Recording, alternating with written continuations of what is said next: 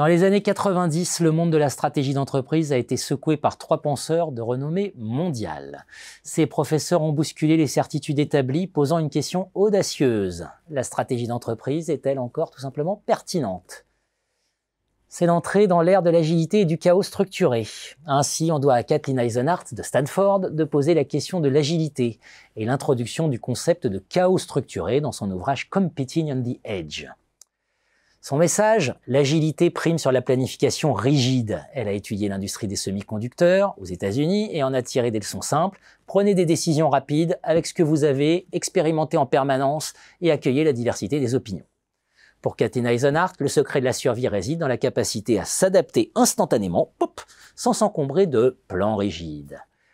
Vient également la question de l'illusion du contrôle. Cette fois-ci, c'est à Henry Mintzberg, professeur à McGill, qui a de son côté démystifié la planification stratégique dans The Rise and Fall of Strategic Planning. Selon lui, planifier, c'est se bercer d'illusions. La stratégie, affirme-t-il, n'est pas un plan qu'on applique, mais un processus émergent, façonné par les actions quotidiennes et les ajustements en temps réel. Il exhorte donc les entreprises à rester attentives aux opportunités imprévues, plutôt qu'à s'accrocher à des schémas prédéfinis.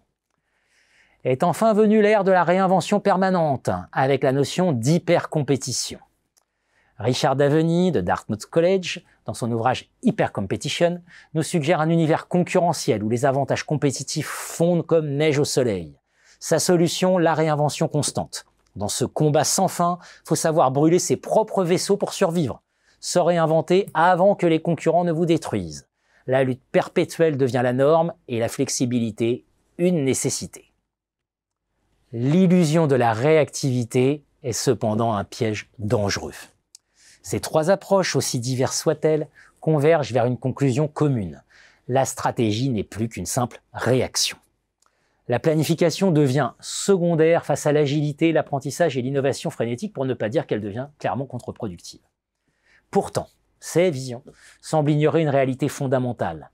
L'entreprise, c'est plus qu'une simple réponse à des forces extérieures.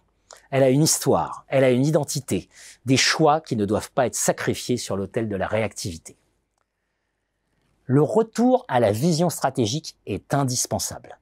La crise climatique, l'ascension fulgurante de l'IA générative ne sont pas seulement des défis à surmonter, ce sont des ultimatums à l'intelligence collective des entreprises. L'obsession contemporaine pour l'agilité et la réaction instantanée, c'est une voie rapide vers l'insignifiance. Ceux qui persistent à croire que l'innovation frénétique suffira à sauver leur peau se bercent d'illusions dangereuses. L'analyse stratégique, longtemps reléguée au second plan par nos gourous de l'agilité, doit revenir en force. L'avenir ne se construira pas en répondant aux caprices du présent, mais en imposant une vision claire, audacieuse, enracinée dans une ambition durable. Nous ne sommes plus dans l'ère des coups tactiques et de la guérilla concurrentielle stricte. Les entreprises font face à des ruptures aux conséquences profondes et surtout durables. Il est temps de revenir à une véritable stratégie d'entreprise.